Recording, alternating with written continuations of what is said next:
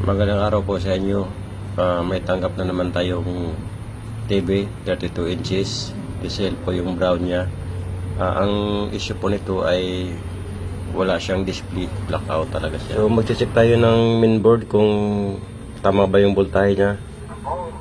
So check natin yung 12 volts pero nagpapakwit talaga siya. So hindi siya accurate. Ang sira pala nito ay PWF at switching transistor, kaya tinanggalan natin pati yung mga diode na maliliit.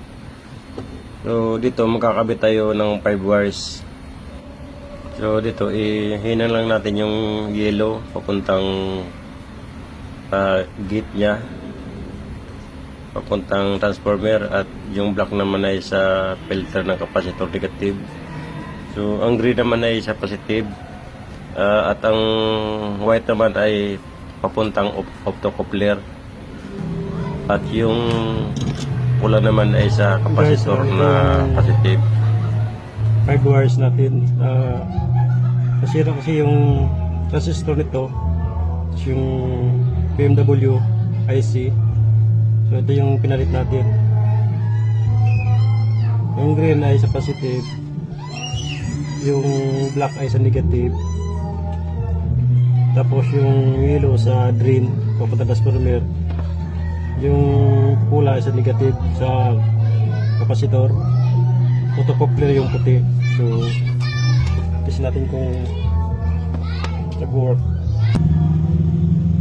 Guys, gumagana na siya.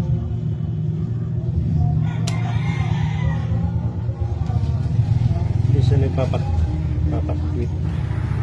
So dito naman guys ay mayroon pa palang problema bukod sa ating power supply. So wala pala siyang backlight, kaya nagtest ako ng ibang backlight, umiilaw naman, pero yung kanyang backlight mismo ay hindi umiilaw. So dito ay binabakas na natin. So check natin dito kung may pundi ba. So dito sa isang linya ay walang ilaw, yung dito naman ay meron niyang buong ilaw.